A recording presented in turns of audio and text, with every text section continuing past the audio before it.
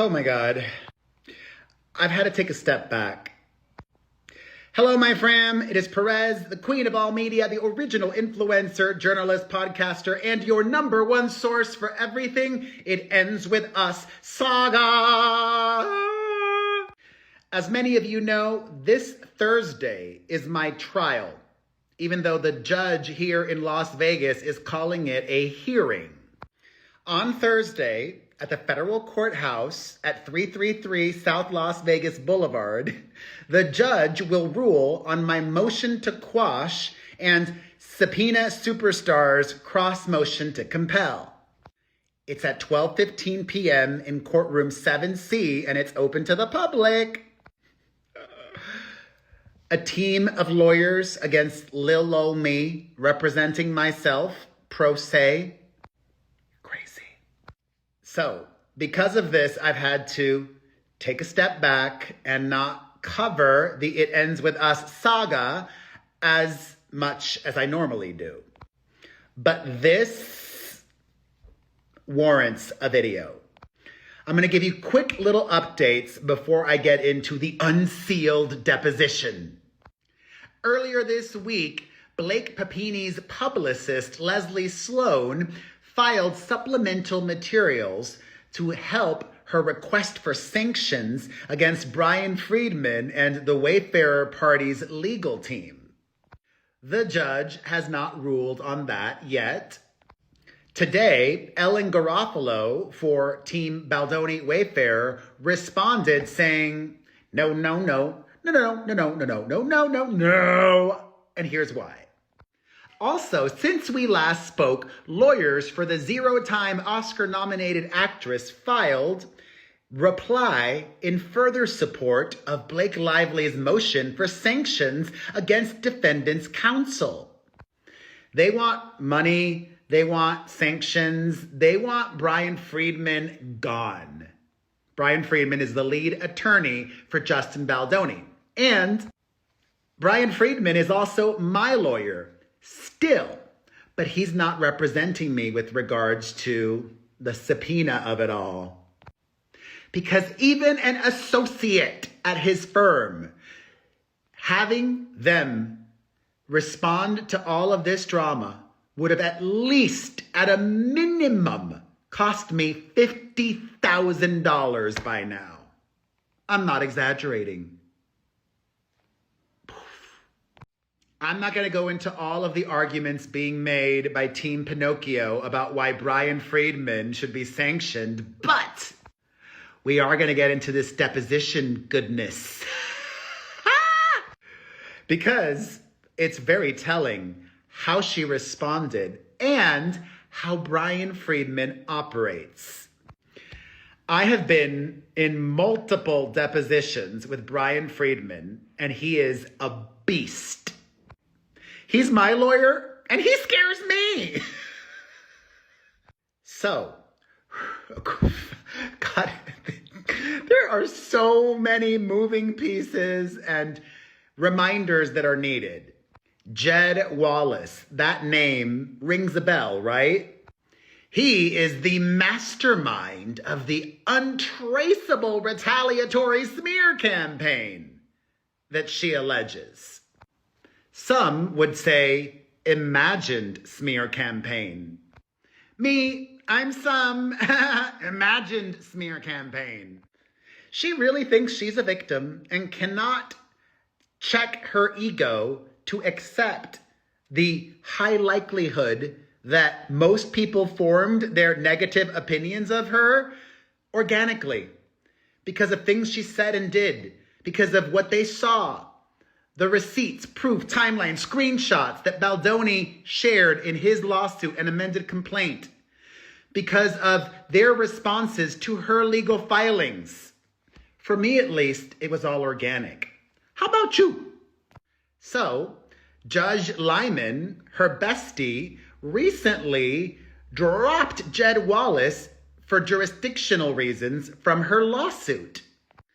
The authorship queen, however, amended her lawsuit and filed a second amended complaint to bring Jed Wallace back in. So the Texas-based social media guru filed a motion to dismiss. Again. And with that motion to dismiss, some relevant excerpts from the oxygen inhaler's deposition have just been unsealed. Let's get into it. And no, unlike the Wayfarer defendants, they did not include the entire deposition, just pieces of it, from random points throughout the day. And I think that they are all so telling. And this is interesting right at the very beginning. We find out, interesting to me, okay? They got a bit of a late start. The deposition did not begin until 10:15 a.m. And it was such a show in there. A shoot show. Blake Lively had 7 lawyers with her. 7 lawyers with just her for her deposition. Then the Wayfarer defendants had multiple lawyers for them. Jed Wallace had multiple lawyers for him. And Stephanie Jones even had a lawyer present as well. Those lawyers, once this drama is all over, they're going to have so many stories to tell their friends and family. Unprecedented. And yes, not only was Justin Baldoni present, but so was Steve Sarowitz, Melissa Nathan, Jennifer Abel, and Jamie Heath, the other Wayfarer defendants. So, as I mentioned, all of the excerpts from the potty-trained princess's deposition were attached to Jed Wallace's motion to be dismissed from the second amended complaint. So most, but not all, is with that lens on of Jed Wallace, okay? Remember that. But for some unknown reason, other bits of the deposition were included, and I am so thankful. Starting things off, ethically challenged Ezra took the lead for Ryan Reynolds' second wife. She said, "Counsel, before we get started, can we agree that the standard stipulation under FRCP 32D3A will be applied to this case?" And she was speaking to Brian Friedman, the lead attorney for Justin Baldoni and the lawyer who was grilling Blondie. Brian Friedman responded to Ezra saying, "We can certainly talk about it during the break." And then Ezra shot back, "Well, it's that all objections except to the form of the question are reserved for trial." And then Friedman said, "I understand that. I'm happy to talk about it while we're off the record." Hudson said, "Well." Friedman responded, "I don't think it's going to be an issue." Then Hudson shot back, "Okay, so we can agree, though, that the rule will apply." Clearly getting tired, Friedman said, "We can definitely agree that we can talk about it for sure, but I want to talk to my co-counsel." Brian Friedman coming in hot. Ezra, though, perturbed, said, "That's the rule that I'll be functioning under for the course of the deposition, unless you disagree." Friedman said, "Okay." Hudson then responded, "And then I also wanted to note for the record that per the protective order in this case, ECF number 125, we're designating Miss Lively's entire deposition transcript and video, including all testimony and exhibits, as confidential. We reserve the right to modify, elevate, or remove this designation within the time period set forth in the protective order. And I also want to just clarify," said Ezra, "that everyone in the room has signed the protective order," putting them on notice that if something leaks, she's coming for ya. And now, thanks to Jed Wallace's motion to dismiss, all of this that was formerly confidential is now ours to pour over. And we've just gotten to the beginning of when she speaks. Brian Friedman asks the Another Simple Extortion star, "Good morning, what's your full legal name?" She responds, "Blake Ellender Reynolds." And then Friedman asks her, "What is your date of birth?" She says, "August 25th, 1987. Friedman, "How long have you been an actress?" Blakezilla, 21 years. "Do you recall when you started?" Friedman asked the Nepo baby, whose big sister, Robin Lively, was that actress from the 80s who played Teen Witch. "Professionally, 2004, the shampoo company owner responded. Then Friedman just gets to it. "You agreed to play the role of Lily Bloom in It Ends With Us at the end of 2022. Is that correct?" "Yes," she responded. "Prior to that time, had you heard about the book with the same title?" "Prior to agreeing?" she asked. "Yes," said the lawyer. "Yes," she responded. She had heard about the book with the same title prior to agreeing to star as Lily in the film. Then we jump to a section later on in the deposition. I'm not certain because it does not say who is asking the question, but I assume that this is Jed Wallace's lawyer. It starts mid-sentence with the lawyer saying, about some publication, some things that are tangible, you can read them. And I'm just trying to find out if you're aware of anything that Jed Wallace has published about you that you complain about that would be part of a smear campaign. "Objection," says ethically challenged Ezra. Her client responds, "Sorry, I don't think I understand the question." The lawyer then says, "In the law that the thousands of people who are witnessing this deposition practice a lot." I get it. That was a joke. Joking about the size of the audience, all the lawyers that were just sitting there doing nothing. The lawyer continues, "There is a thing called libel, which is written defamation, disparagement. And then there is a slander, which is oral defamation or disparagement. So I'm focusing on written. Is there anything you've seen in writing that you believe that Mr. Wallace has authored that is defamatory, disparaging, or says mean things about you?" She responded, "That's happening currently?"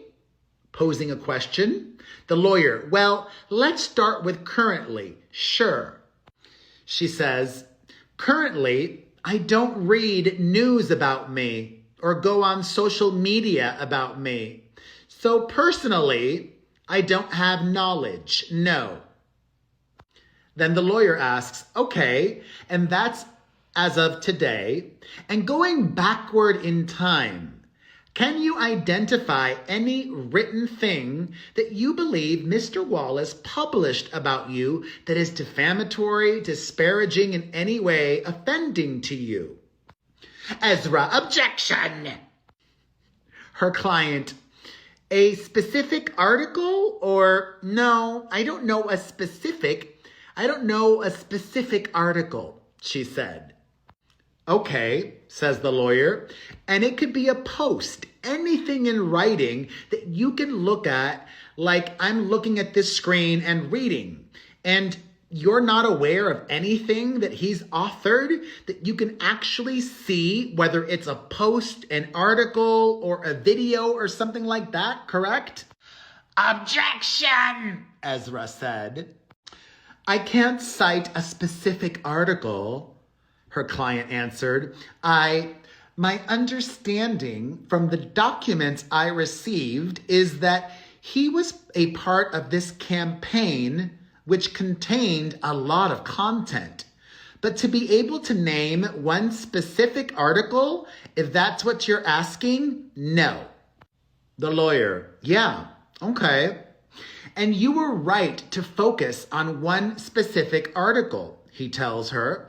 And I also wanted to focus on one specific author, which would be Mr. Wallace.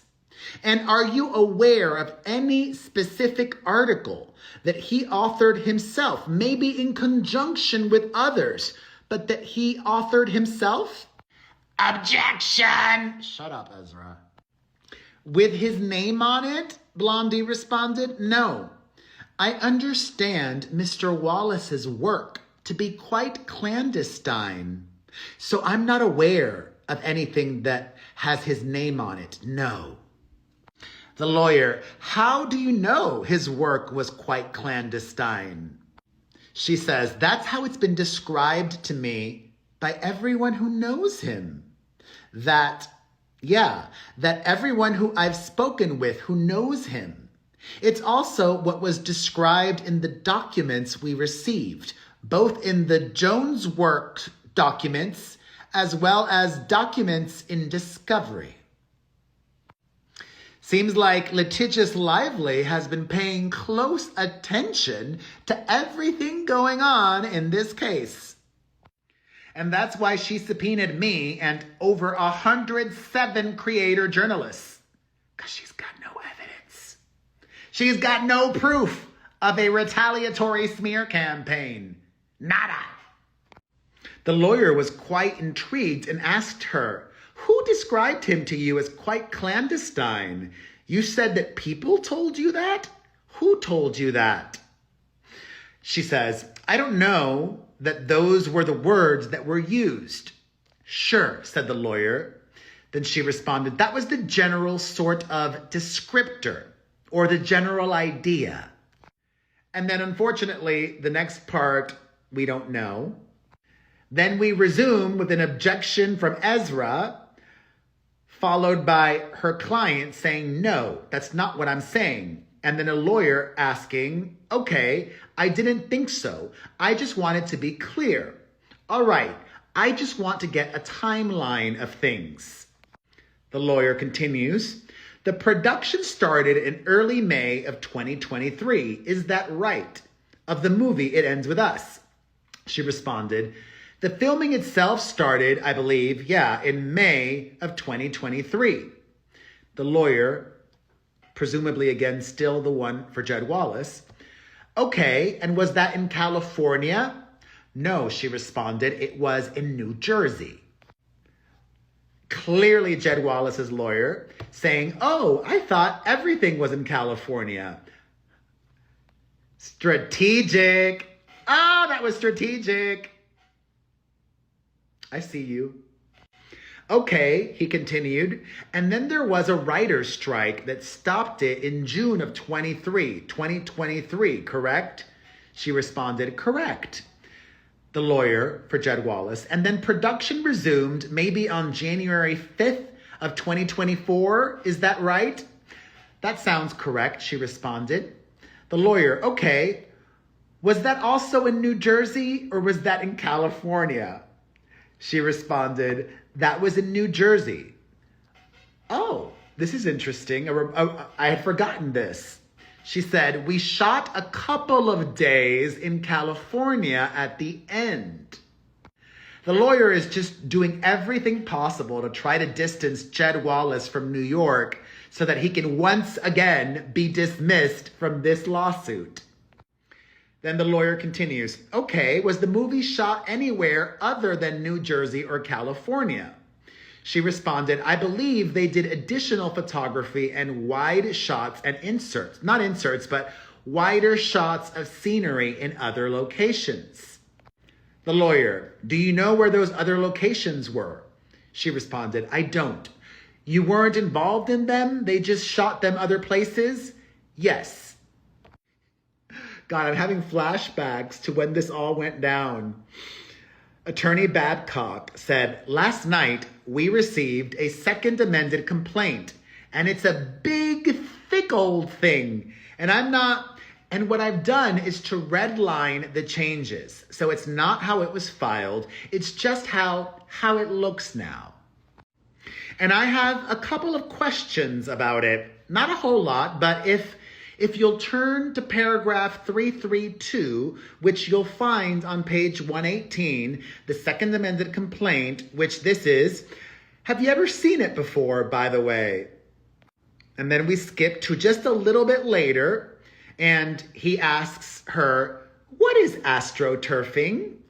She responds saying, my understanding of astroturfing is when a conversation or sentiment is inorganic. And unlike a grassroots marketing campaign, it is fake in that it is a sentiment that is where there is a particular person or group or organization behind it.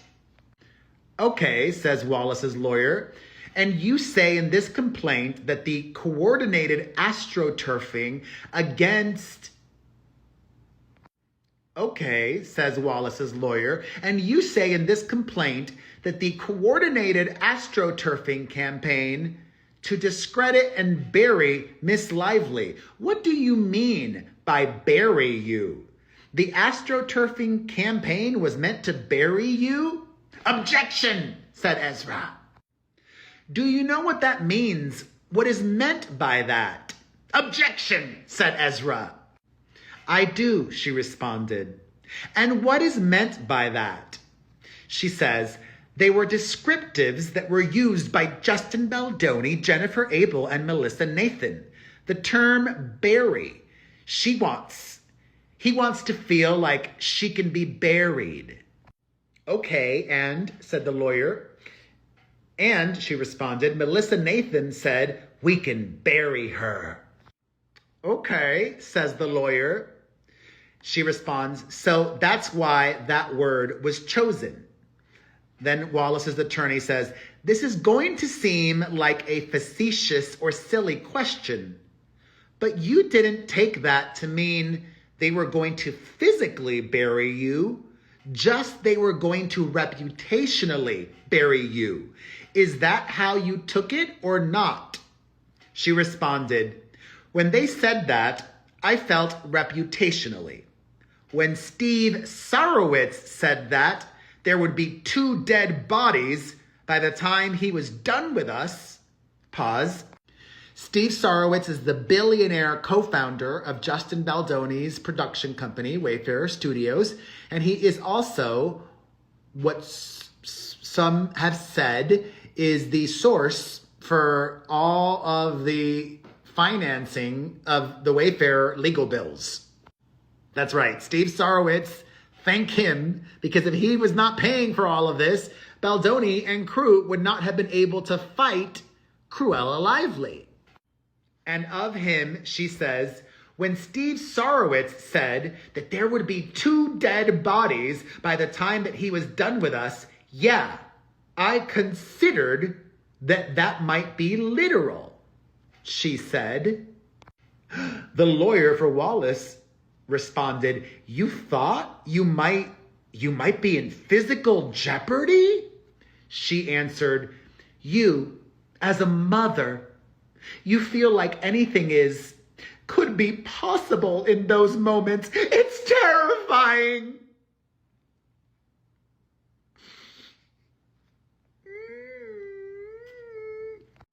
The lawyer, clearly not giving an F, said, yeah, putting aside the physical jeopardy, was the reference to burying and 2 dead bodies inclusive of reputational injury or not? Objection, said Ezra. Then the high school graduate responded, I'm sorry, I don't understand the question. Then we skip to another part in the deposition, and we pick up with somebody. Let me try to make out who this is. We're still with Jed Wallace's lawyer. He says, when Mr. Friedman, Brian Friedman, Justin Baldoni's lawyer, made these defamatory comments on behalf of Mr. Wallace, did he make them prior to the lawsuit? To that lawsuit which has now been dismissed, being sent to New York? Objection, said Ezra. How about that? Objection, said Ezra. She responded, my understanding is that Mr. Friedman's harmful statements started as soon as the first case started. which would be mine. So December of 2024. Then Wallace's lawyer says, okay, the premiere of It Ends With Us, the film, was on August 6th of 2024. Is that right? I don't know the exact date, she responded, but that sounds correct. Okay, said the lawyer. Babcock continued, have you got 1051? I may have a document that might help. He shows her the document. Thanks, she says. Babcock, you can attach that one. Then they attach Exhibit 1051, marked for identification. Wallace's lawyer, 1051. If you go to the fourth page, next to the last page, it says, Tuesday, August 6th, 7 p.m., It Ends With Us premiere. Location, AMC Lincoln Square, 1998 Broadway, New York, New York. Does that refresh your recollection as to when the premiere was? Sorry, I wasn't there yet. This is 8981, Tuesday, August 6th. It Ends With Us premiere. Yes. Lawyer, okay. And the film's release was on August 9th. Is that right? In the United States, yes, she responded. It released at different times in different international territories. But for the sake of our conversations today, when I've talked about the day the film was released, I was talking about August 9th. Okay. And you testified earlier that that was when you first became aware of the negative argument or the negative article about you, right? Objection, said Ezra. No, not an article. No, not one article, she responded. And sadly, that was all of her deposition that we got. For now. But more might come to light. And hopefully a court transcript of my appearance on Thursday is made public. I just checked, and according to my dad, chat G to the P to the T, there will be a court reporter there transcribing everything. But it won't immediately be posted on the court docket for free. I think myself or others will need to, I'll buy it. I will purchase the request. I will request it. I will make sure that transcript gets out there. I have been preparing for this moment. I need to make sure I get sleep, though. That's very important. That I need to do more of. Tomorrow, I got to shut things down early. I almost didn't even post this whole video because it's been a longer one. And send me good luck. And remember, if you're going to be in Vegas this Thursday, August 28th at 12:15 p.m., Courtroom 7C at the Federal Courthouse, 333 South Las Vegas Boulevard. It is open to the public. Everybody can come. I would love your support. And if you can't make it, I would love your support any other way that you can. By watching until the end, you're supporting. By liking, commenting, and sharing, you're supporting. You can buy my merch below in the shelf or in the little product description of this video. You can get a cameo from me. You can become a member of my channel. You can send a super chat right now or a super gift after the video premieres, or just send me positive vibes. It is all welcome and appreciated. Okay. See you in the comments section.